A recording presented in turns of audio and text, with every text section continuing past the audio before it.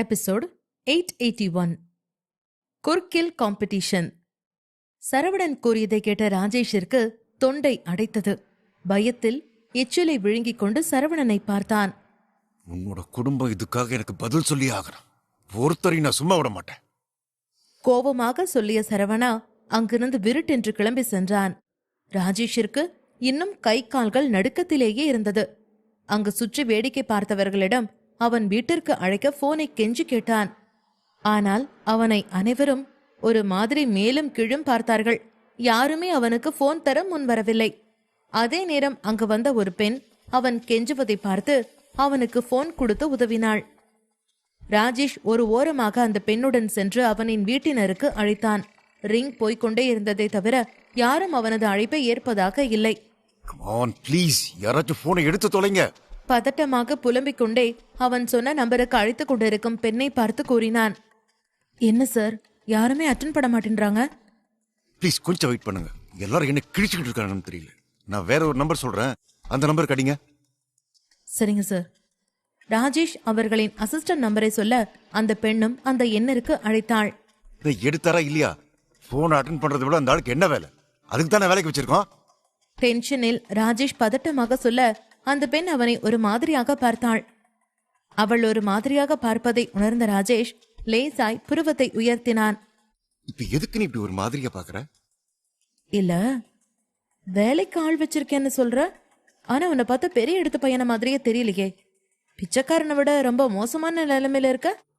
இத பார், தேவையில்லாம என்னை பத்தி முழுசா தெரியாம பேசாது. எனக்கு கெட்ட கோபம் வரும். ஒழுங்கா நான் சொல்றதை மட்டும் செய். அதை விட்டுட்டு இஷ்டப்படி பேசாத. என்ன சார், ரொம்ப ஓவரா பேசுறீங்க. நீங்க இப்ப பார்க்கவே அப்படிதான் இருக்கீங்க. இவ்வளவு நேரம் அங்க இருக்கிற எல்லார்கிட்டையும் பைத்திய மாதிரி போன் கொடுன்னு கெஞ்சிட்டு இருந்தீங்களே, யாராவது ஒருத்தர் கொடுத்தாங்களா உங்களுக்கு? நான் தான் போனா போதுன்னு பெரிய மனசு பண்ணி உங்களுக்கு ஹெல்ப் பண்ண வந்தேன்.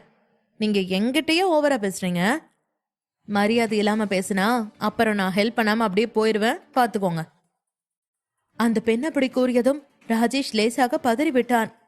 அவள் இப்பொழுது உதவி செய்யவில்லை என்றால் அவளால் அவன் வீட்டினருக்கு கூட தகவல் சொல்லிவிட முடியாது. தயவு செஞ்சு அப்படி மட்டும் சொல்லாத. சாரி, நான் அப்படி பேசல. ப்ளீஸ் எனக்கு ஹெல்ப் பண்ணு. நீ என்ன கேட்டாலும் நான் தரேன். தயவு செஞ்சு இந்த ஒரு கால் பண்ணு ப்ளீஸ். இதுலதான் என் உயிரே இருக்கு. இங்க நடக்கிற பிரச்சனையை மட்டும் நான் என் ஃபேமிலிக்கு சொல்லலைன்னா ரொம்ப பெரிய பிரச்சனை ஆயிடும். அவன் கெஞ்சுவதை பார்க்கவே அந்த பெண்ணிற்கு சங்கட்டமாய் இருந்தது. சரி சரி, நான் கால் பண்றேன். உங்களை பார்க்க பாவமா இருந்ததுனாலதான் நான் உங்களுக்கு ஹெல்ப் பண்ண வந்தேன். அதனால் அப்படியெல்லாம் நான் பண்ண மாட்டேன். சமாதானம் கூறியவள் அவன் சொன்ன நபருக்கு மீண்டும் அழைக்க இந்த முறை அழைப்பு ஏற்கப்பட்டது. உடனே போனை ராஜேஷிடம் கொடுத்தாள்.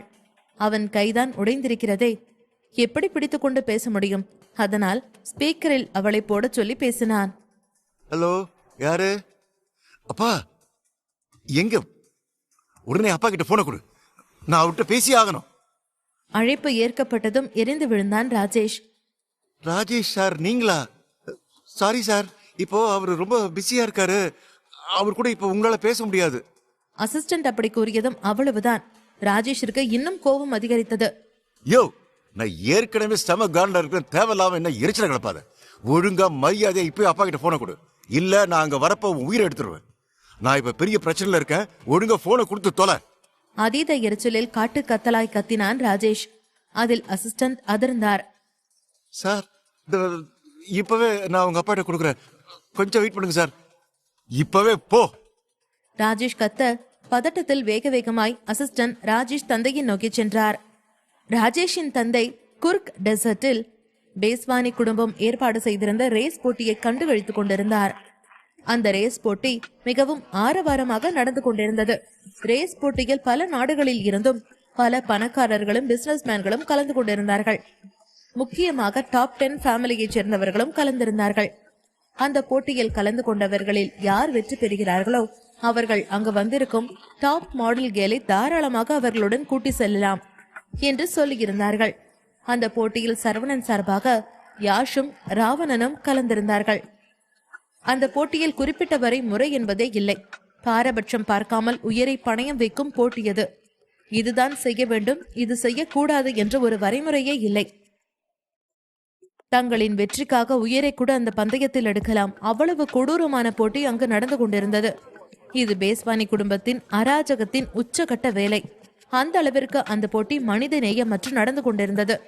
ராவணனும் யாஷும் சென்று கொண்டிருந்த கார் மீது ஏற்கனவே ஒரு கார் ஏறி இறங்க அதில் உட்கார்ந்திருந்த ராவணனின் வாயில் இருந்து ரத்தம் வழிய ஆரம்பித்தது. அதை ராஜேஷின் தந்தை கண்ணிமைக்காமல் ரசித்துக் கொண்டிருந்தார். அப்பொழுது அவரிடம் அவரது பட்லர் செல்போனை நீட்டினார். அவரோ கேள்வியாக அசிஸ்டண்டை பார்த்தார். யாரது? அப்பா! டேய் கண்ணா, ராஜேஷ், ஏண்டா அடற? உனக்கு என்னாச்சு? ஓவென்று அழுது கொண்டே ராஜேஷ் சொல்ல, அதை கேட்டதுமே படக்கென்று எழுந்தார் ராஜேஷின் அப்பா.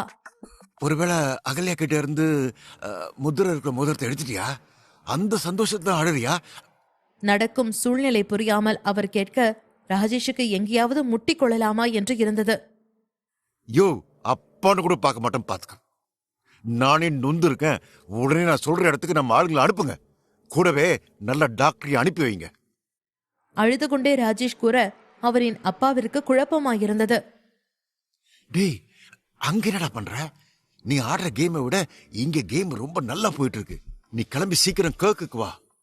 விளையாட்டை ரசித்தபடி அவர் கூறிக்கொண்டிருந்தார். ராஜேஷிற்கு கொஞ்சம் கொஞ்சமாய் பொறுமை காற்றில் பறந்தது. யோ தகப்பா, இங்க ஒருத்தன் புள்ளைய அடிச்சு போட்டு போயிட்டான். நீ அங்க என்ஜாய் பண்றியா? இன்னும் கொஞ்ச நேரத்துல அந்த இடத்தையே அவன் சுடுகாடா மாத்த அங்க கிளம்பி வந்துட்டு இருக்கான். தயவு செஞ்சு தப்பிச்சு போங்கப்பா. பதட்டத்துடன் ராஜேஷ் சொல்ல, எதிர்முனையில் இருந்து எந்த சத்தமும் வராமல் போனது. உங்க அப்பா இருக்கிற இடத்துல டவர் இல்லாம இருக்கலாம், அதான் கால் கட் ஆயிடுச்சு போல. அந்த பெண் அப்படி கூறிட ராஜேஷுக்கு இன்னும் பயம் அதிகரித்தது. Episode 882 boss arrival. அகல்யாவை சரிபார்ப்பதற்காக சரவணா அவள் இருந்த அறைக்கு சென்றான்.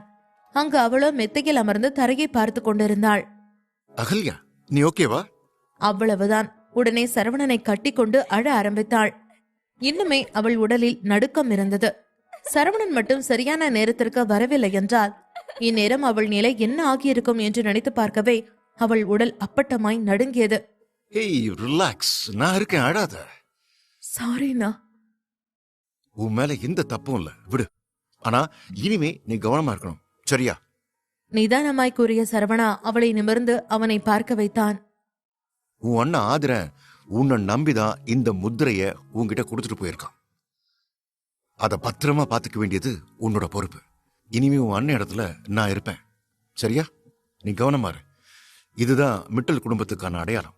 இதை மட்டும் மத்தவங்க கைக்கு கிடைச்சது, உன் அண்ணன் கஷ்டப்பட்டு உருவாக்குன சாம்ராஜ்யம் எல்லாமே பாடா போயிடும். நீ தான் பத்திரமா காப்பாத்தணும். சரவணன் சொல்வதை கேட்டு சோகத்துடன் தலையை ஆட்டினாள். என்னோட காட்ஸ் உன்னை உன் வீட்டுல விடுவாங்க. இனிமே நீ கவனமா இருக்கணும், சரியா? எல்லா பிரச்சனையும் நான் முடிச்சு வச்சுட்டு உன்னை வந்து திரும்ப பாக்குறேன். இப்ப பத்திரமா போ. சரி சரவணா, நான் இனிமேல் இதை பத்திரமா பாத்துக்கிறேன். வருத்தமாக கூறிய அகல்யா அங்கிருந்து அவள் வீட்டிற்கு கிளம்பினாள். வேலையை முடித்த பின்பு சரவணன் ஜஸ்டினை அழைத்து பார்க்க அவனுக்கு அழைப்பே செல்லவில்லை.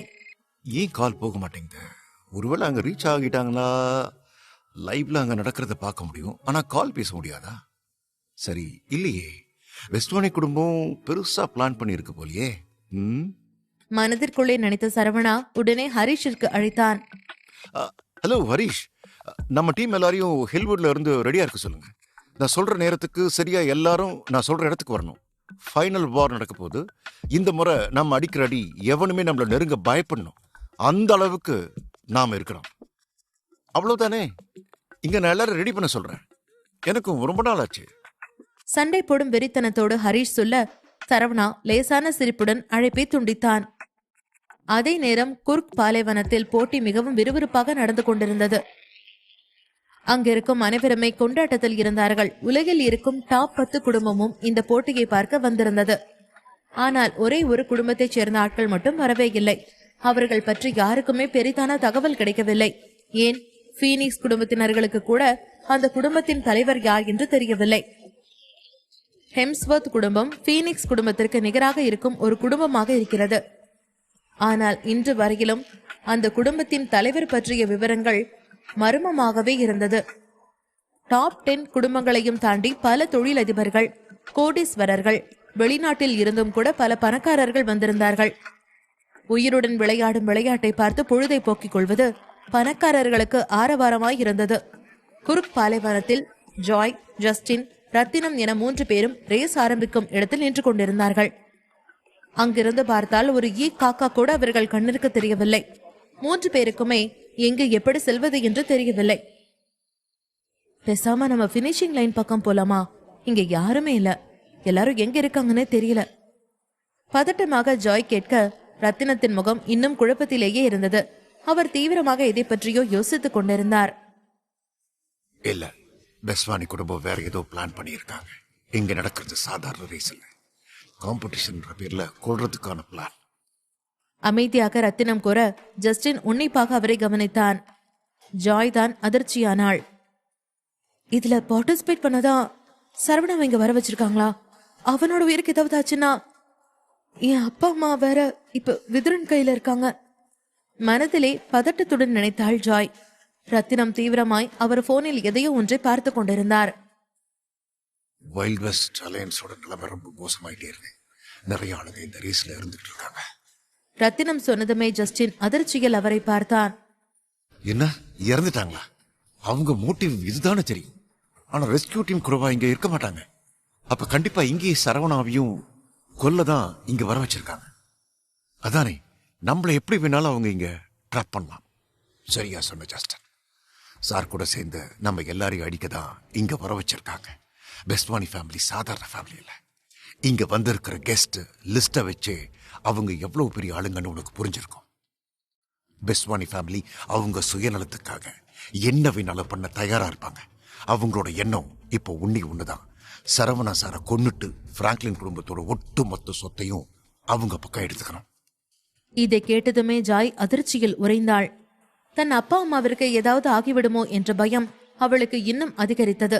அவங்க மோட்டிவ் இன்னும் ஒண்ணு இருக்கு. ரத்தினம் பாதியிலே நிறுத்த ஜாயும் ஜஸ்டினும் கேள்வியாக அவரை பார்த்தார்கள். பெஸ்வானி குடும்பம் பரம்பரையா ஃபீனிக்ஸ் குடும்பத்துக்கு கீழே இருக்காங்க. ஃபீனிக்ஸ் குடும்பத்துல இருக்கிற மெயின் ஃபேமிலி மெம்பர்ஸுக்கு அடுத்தபடியா இருக்கிறது பெஸ்வானி குடும்பம் தான். அவங்களுக்கு கீழே இருந்தவங்க அவங்களுக்கு மேல வரணும்னு நினைக்கிறாங்க. இதை கேட்டதுமே ஜாய் அதிர்ச்சியாக ரத்தினத்தை பார்த்தாள்.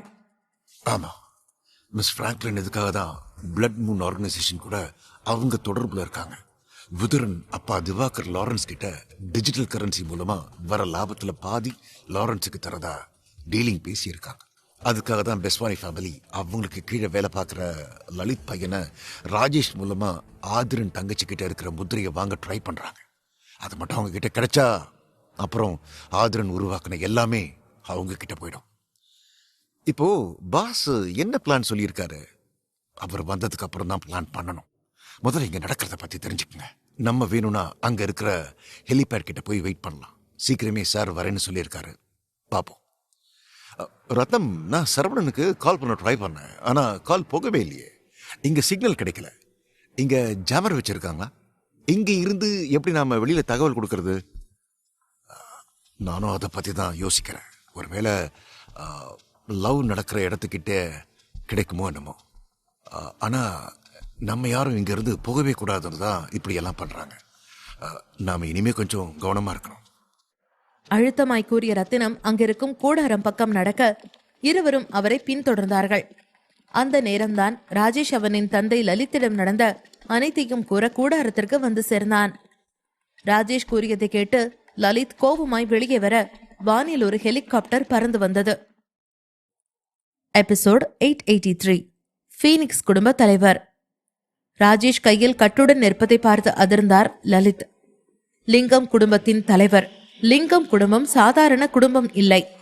பேஸ்வானி குடும்பத்தில் இருக்கும் மற்ற குடும்ப ஆட்களுக்கு மார்ஷியல் ஆர்ட்ஸை கற்றுக் கொடுப்பவர்கள். வம்சாவளியாக இதையே தொழிலாக வைத்திருக்கிறார்கள். அனைவருக்கும் கத்துக் கொடுக்கும் லலித் தன் மகனை ஒருவன் கையை உடைத்து அனுப்பியிருக்கிறான் என்று கேள்விப்பட்டதும் கோபம் அவருக்கு தலைக்கு ஏறியது. என்ன வேலைடா பண்ணிட்டு வந்திருக்க? ஒரு வேலையாவது உருப்படியா சரியா? எவனோ ஒருத்தன் உன் கையை உடைச்சிட்டான் வந்து நிக்கிற. உன்னால லிங்க குடும்பத்துக்கே அவமானடா. அவன் சாதாரண ஆள் இல்ல, ரொம்ப பலசாலியா இருந்தான். அதுவும் இல்லாம நான் அகலைய கூட தனியா டைம் ஸ்பெண்ட் பண்ண நினைக்கும் போது சரியா வந்து எல்லா காரியத்தையும் கெடுத்துட்டான். வெக்கமா இல்ல? ஒரு பொண்ணு பின்னால இத்தனை நாள் சுத்துற, அவகிட்ட இருந்து அந்த சின்ன விஷயத்த கூட உன்னால எடுக்க முடியாதா? பெஸ்வானி குடும்பத்தை சேர்ந்தவங்க நம்ம கிட்ட இந்த வேலையை ஒப்படைச்சிருக்காங்க. இப்ப அவங்களுக்கு நான் என்ன பதில் சொல்வேன்? லலித் காச் மூச் என்று திட்ட உடனே ராஜேஷின் அம்மா ரேணு தன் மகனுக்கு வக்காலத்து வாங்க வந்தார். என்னங்க நீங்க இப்படி பேசுறீங்க? நம்ம பையன் மேல எவனோ ஒருத்தன் கைய வச்சிருக்கான்.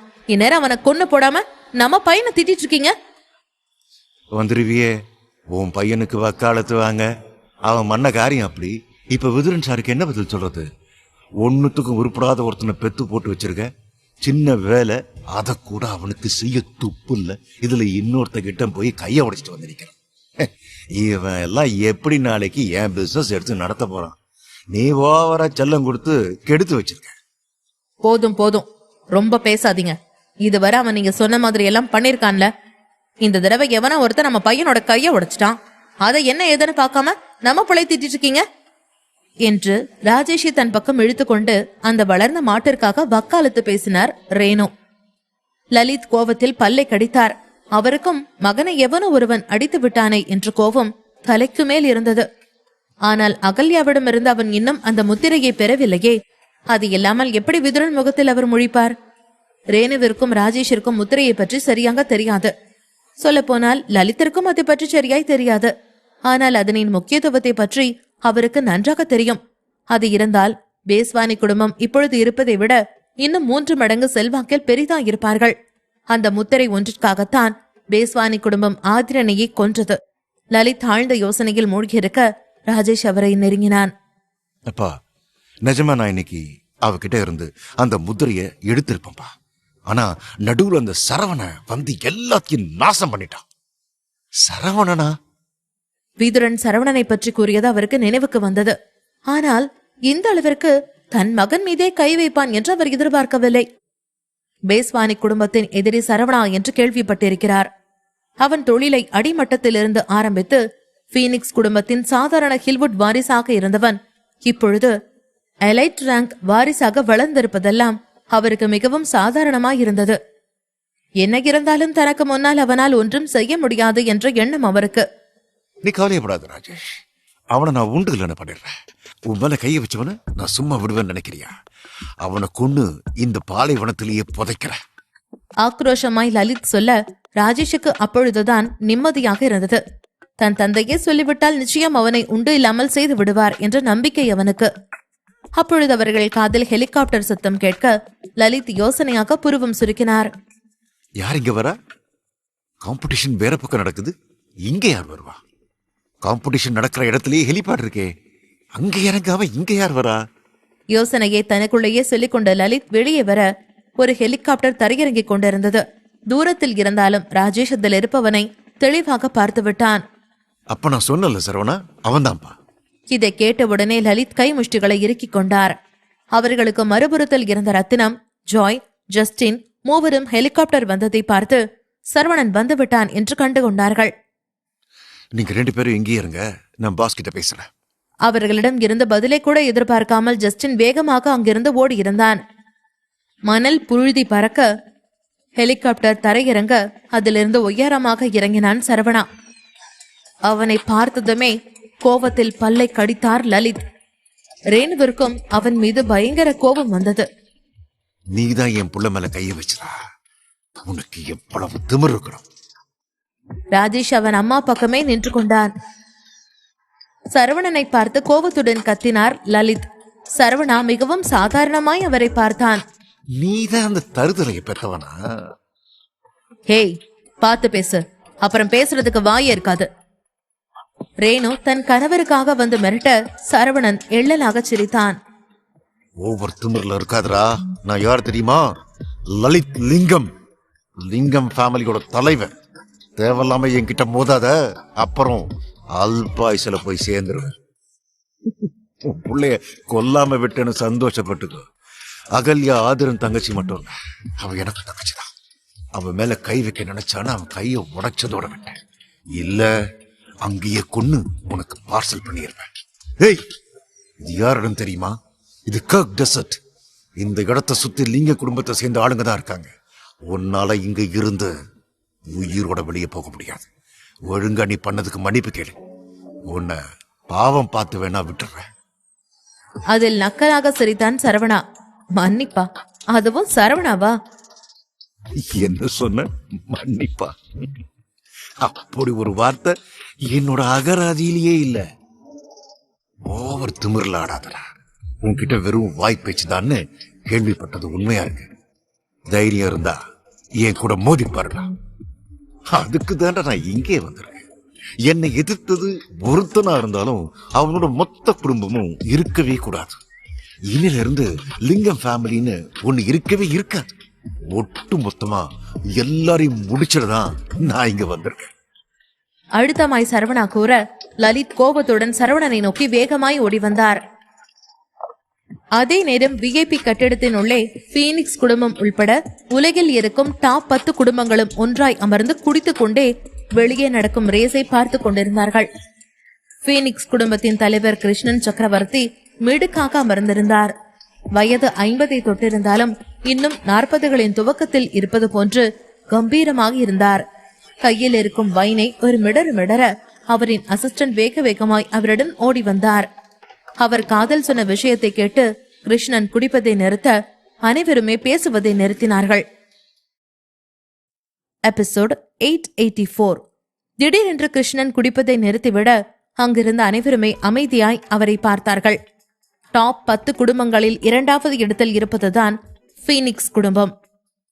அதனால் அங்கிருந்த மற்ற குடும்பத்தினர்களுக்கும் மற்ற தொழிலதிபர்களுக்கும் கிருஷ்ணன் மீது அதீத மரியாதை இருந்தது. அதனால் உடனே அமைதியானார்கள். கிருஷ்ணன் அனைவரையும் பார்த்து லேசாக தலையை அசைத்தார். உடனே அங்கிருந்தவர்கள் அனைவருமே அந்த அறையை விட்டு வெளியேற ஆரம்பித்தார்கள். அதில் திவாகரும் ஒருவர். திவாகருடன் லாரன்ஸும் இருந்தார். இருவருக்கும் என்ன ஆனது என்று தெரியவில்லை. என்ன விஷயமா இருக்கும்? மிஸ்டர் சக்கரவர்த்தி கிட்ட அவர் அசிஸ்டன்ட் அப்படி என்ன விஷயத்த சொல்ல வந்திருப்பான்? அவரு முகம் உடனே மாறிடுச்சு. திவாகர் யோசனையாக தாடையை தடவியபடி லாரன்ஸிடம் கேட்டார். எனக்கு தெரியல, ஆனா அவரே ஷாக் ஆனா கண்டிப்பா நிச்சயம் ஏதாவது பெரிய விஷயமா தான் இருக்கும். என்ன நடக்குதுன்னு வெயிட் பண்ணி பார்ப்போம். அறையின் உள்ளே கிருஷ்ணன் அமர்ந்திருக்க அசிஸ்டன்ட் நின்றிருந்தார். என்ன சொன்ன சார்? ஹெம்ஸ்வர்த் ஃபேமிலியில இருந்து இந்த ஈவெண்ட்டுக்கு வர போறாங்களா? அதுவும் ஃபேமிலி ஹெட்டே வராராம். இன்னும் அபிஷியலா இங்க இருக்கிறவங்களுக்கு இன்ஃபார்ம் பண்ணல. நமக்கு தான் முதல்ல தகவல் கிடைச்சிருக்கு. அதான் உங்ககிட்ட இன்ஃபார்ம் பண்ண உடனே வந்தேன். கிருஷ்ணன் பதில் பேசாமல் ஆழ்ந்த சிந்தனையில் மூழ்கியிருந்தார். ஹெம்ஸ்வர்த் குடும்பத்தின் தலைவன் யாராக இருக்கும் என தெரிந்து கொள்ள ஆர்வம் அவருக்கு இருந்தது. ஏனென்றால் அவர்களின் குடும்பத்திற்கு போட்டியே அவர்கள்தானே. எதிரியை இந்நாள் வரையும் தெரிந்து கொள்ளாமல் இருக்கிறோமே என்று அவருக்கு அவமானமாய் இருந்தது. இத்தனை வருடங்களாய் அவரும் ஹெம்ஸ்வர்த் குடும்பத்தை பற்றி கேள்விப்பட்டிருக்கிறார்தான்.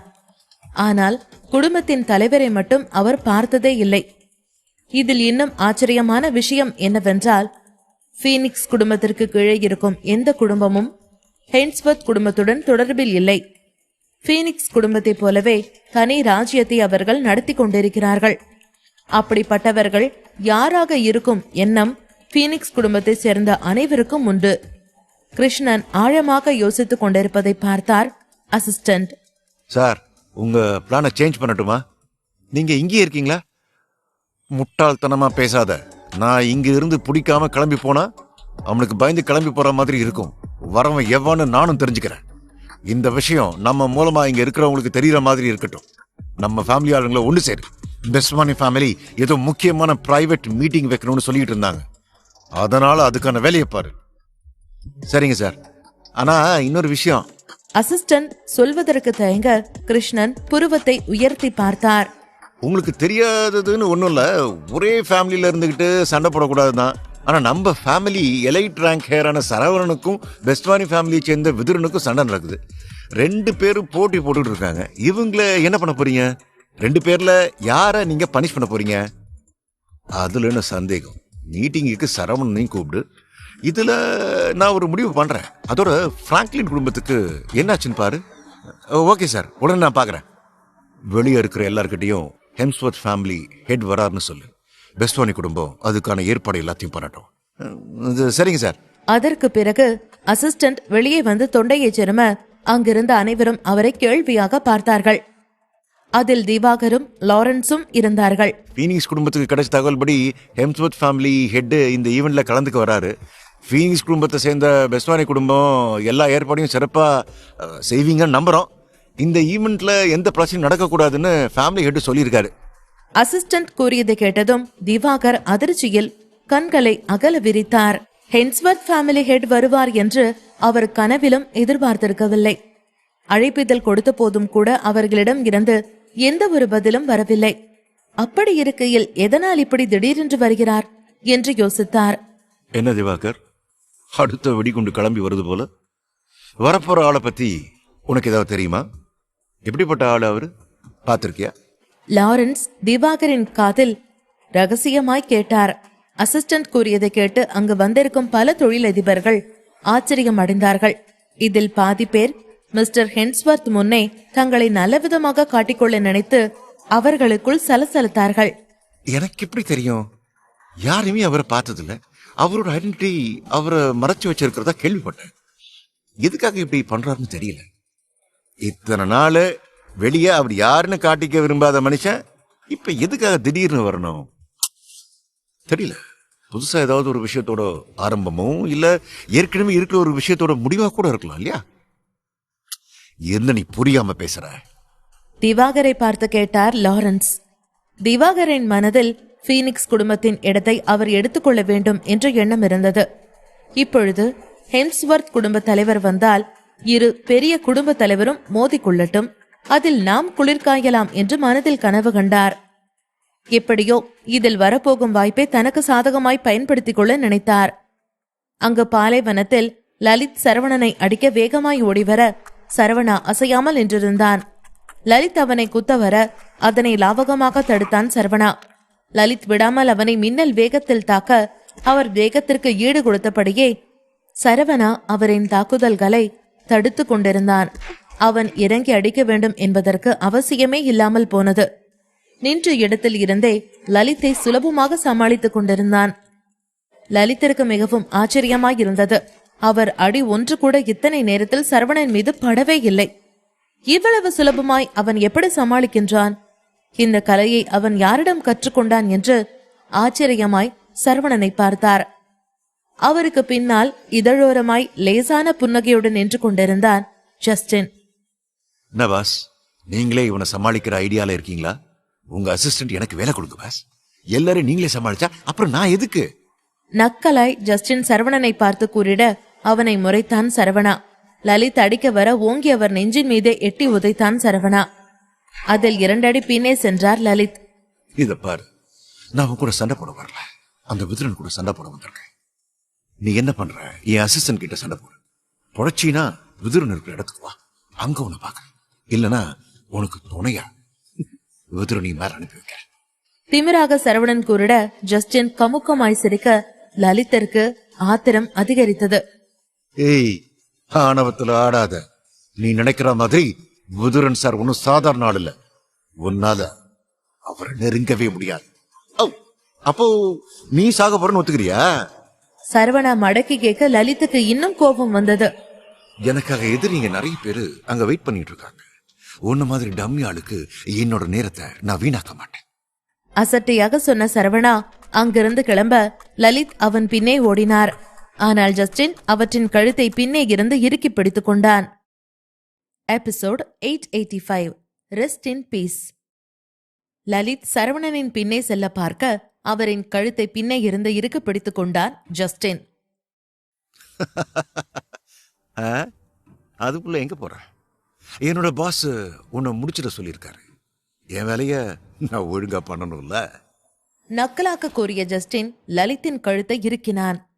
லலித் லேசுப்பட்ட ஆளிலேயே ஜஸ்டினின் அடி வயிற்றில் ஓங்கி குத்து திரும்பியவர் ஜஸ்டினுடன் சண்டை போட ஆரம்பித்தார். லலித் கையை ஓங்கி அடிப்பதற்கு முன்பே ஜஸ்டின் நொடி பொழுதில் அவரின் கன்னத்தோடு அடித்து அவரை தரையில் வீழ்த்தி இருந்தார். ரேணுவிற்கும் ராஜேஷிற்கும் பெரும் அதிர்ச்சியாக இருந்தது.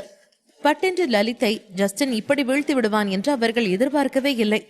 அவர் முன்னே எதிர்த்து நிற்க அஞ்சுவார்கள். அப்படி இருக்கும் கூட்டத்தை பார்த்துவிட்டு இப்பொழுது அவரை ஒரே அடியில் வீழ்த்தியவனை ஆச்சரியமாக பார்த்தார். ஆனாலும் அவன் விட்டு கொடுக்கவில்லை. உடனே வேகமாய் விருட்டென்று எழுந்து சட்டை மேல் இருந்த மண்ணை உதறி விட்டு நின்றார். ஜஸ்டின் தயாராக நின்றான். அவனுக்கு வளவளவென்று கதை பேசுவது கொஞ்சம் கூட பிடிக்காது. அதனால் பேச்சிற்கு இடமே இல்லாமல் சண்டையில் இறங்கினான். லலித் ஒரு அடி கூட ஜஸ்டின் மீது படவே இல்லை. ரேனுக்கு பயமாக இருந்தது. ஜஸ்டின் இன்னும் திருப்பி அடிக்கவே ஆரம்பிக்கவில்லை. அதற்கே லலித்திற்கு அயர்வாக இருந்தது. காற்றை கிழித்துக் கொண்டு ஜஸ்டின் சண்டை போட்டான். உன்னை பத்தி நான் என்னமோ கேள்விப்பட்டேன். நீ என்ன இப்படி இருக்க? அவ்வளவுதானா உன் வீராப்பெல்லாம்? உன்னை இங்கேயே கொன்னு போட்டு அவனையும் உன் கூடவே அனுப்பி வைக்கிறேன். திமிராக கூறிய லலித் அவர் சொந்த செலவிலேயே அவருக்கு ஆப்பு வைத்துக் கொண்டார். ஜஸ்டின் இதற்கு மேல் அமைதியாக இல்லாமல் லலித்தின் முகத்தாடையில் ஓங்கி குத்தவிட எட்ட போய் விழுந்தார். ராஜேஷும் ரேணுவும் வாயை பிளந்து கொண்டு பார்த்தார்கள். அவர்கள் கண்களை அவர்களால் நம்பவே முடியவில்லை. எழ முடியாமல் தரையில் கிடந்த லலித்தின் பக்கம் சென்ற ஜஸ்டின் அவரை கழுத்தோடு பிடித்து அமர வைத்தான். என்னவோ சொன்ன என்ன சாகடிக்கிறேன்னு. இப்ப நீ செத்து போனதுக்கு சமம்.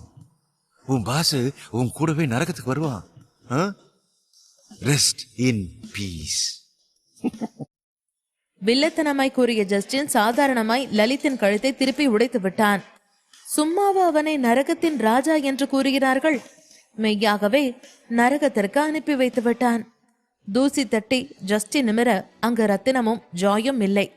இந்நேரம் போட்டி நடக்கும் மைதானத்திற்கு சென்றிருப்பார்கள் என்று நினைத்தவன் அங்கு நோக்கி சென்றான். அவனின் ஆட்கள் லிங்கம் குடும்பத்தை சேர்ந்தவர்களை முடித்து வைத்தார்கள். சரவணா விஐபி பில்டிங் இருக்கும் பக்கம் செல்ல அங்கு ஒரு கார் வந்து நின்றது. யாரென்று பார்க்க எலினா வந்து இறங்கினாள். அவளை பார்த்ததுமே கேள்வியாக புருவத்தை உயர்த்தினான் சரவணா. இவளுக்கு எங்கின வேலை? இதுக்கும் இவளுக்கும் சம்மதமே இல்லையே. மனதில் நினைத்தவன் நேரடியாக எலினா பக்கம் சென்றான். நீ இங்க என்ன பண்ற? எதுக்காக இங்க வந்த? அழுத்தமாய் சரவணன் கேட்க எலினா அவனை கட்டிக்கொண்டு அழுதாள். சரவணா, என்னோட அப்பா அம்மாவை கடத்திட்டாங்க. என்ன இந்த இடத்துக்கு வர சொல்லி மிரட்டினாங்க. இங்க ஜாய் இருக்கிற தைரியத்துல வந்த. இப்ப நீயும் இங்க இருக்க. நல்லவேளை. பிளீஸ் சரவணா, என் அம்மா அப்பாவை காப்பாத்து. அவனை கட்டிக்கொண்டு அழுக சரவணனுக்கு அவளை எப்படி சமாதானம் செய்வது என்று தெரியவில்லை. சரி சரி அழாத, நான் கண்டிப்பா காப்பாத்துறேன். ஜாய் அப்பா அம்மாவை கடத்தி வச்சிருக்காங்க. நான் ஹெல்ப் பண்றேன், நீ பத்திரமாறு. அவன் சொல்லி முடிக்க எலினா கண்களை துடைத்துக் கொண்டு அவனை நிமிர்ந்து பார்த்தாள். ஆனால் சரவணனுக்கு பின்னால் அவனை எரிக்கும் பார்வை ஒருவள் பார்க்க உடனே சரவணன் திரும்பி பார்த்தான். ஜெஸ்ஸி தான் அவனை எரிப்பது போல் பார்த்து கொண்டிருந்தாள். திமிராக அவனிடம் நடந்து வந்தாள். என்ன சரவணா, ஊருக்கு ஒரு லவர் வச்சிருக்க போல? நான் கூட நீ எதுக்குமே லாக்கில்லாதவன்னு நினைச்சேன். திமிராக சிரித்து கொண்டே ஜெஸ்ஸி கூற சரவணனுக்கு கோபம் வந்தது. வார்த்தையை அளந்து பேசு ஜெஸ்ஸி. உன்ன மாதிரி கேவலமான ஒருத்திய எப்படி லவ் பண்ணன்னு எனக்கு இன்னும் சந்தேகமா இருக்கு. நீ ஒரு கேவலமான ஜென்மம். என்னை கழட்டி விட்டுட்டு நிதிஷ் கூட போனவ. ஊர்ல கண்டவங்க கூட எல்லாம் இருந்துட்டு நீ என்ன சொல்றியா? அதில் ஜெஸ்ஸியின் முகம் கருத்தது. சரவணன் இப்படி தன்னை அசிங்கப்படுத்தி பேசுவான் என அவள் நினைக்கவே இல்லை. இருவரும் காதலித்த பொழுது அவள் என்ன சொன்னாலும் சரவணன் செய்வான். அவள் வார்த்தைக்கு அவன் மறுப்பு கூறியதே இல்லை. அப்படி இருக்கையில் இன்று இப்படி தன்னை இழிவுபடுத்தி அவன் பேசியது சுருக்கென்று ஜெஸ்ஸிக்கு கோபம் வந்தது. ஆனாலும் அதனை வெளியே கட்டிக்கொள்ளக் கூடாது என்று இருந்தாள். ரொம்ப ஓவர் ஆடாது சரவணா, உன்னோட ஆட்டம் முடிய போது. உன்னை மொத்தமா முடிக்கத்தான் உன்னை இங்க வர வச்சிருக்கிறோம்.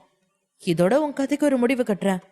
விதுரன் உனக்கு எதிராக எல்லா ஏற்பாடும் பண்ணிட்டாரு. உனக்கு இங்கேயே சாவு கன்ஃபார்ம். அதில் எழிலாக சிரித்தான் சரவணா. இதே டைலாக்க என்கிட்ட நிறைய பேர் சொல்லியாச்சு. சொன்னவன் எல்லாம் எப்பவோ செத்து போயிட்டான். அப்ப அடுத்து அந்த லிஸ்ட்ல நீதான் போல. ஜெஸ்ஸிக்கு ஆத்திரம் வந்தது. இப்பொழுதே சரவணனை அடித்து அவனை துன்புறுத்த வேண்டும் என்பது போல் இருந்தது. ஆனால் இதனை விட அவள் பல திட்டத்தை அடுத்தடுத்தாக வைத்திருக்கிறாள். அதனை கெடுக்க அவளுக்கு மனமில்லை.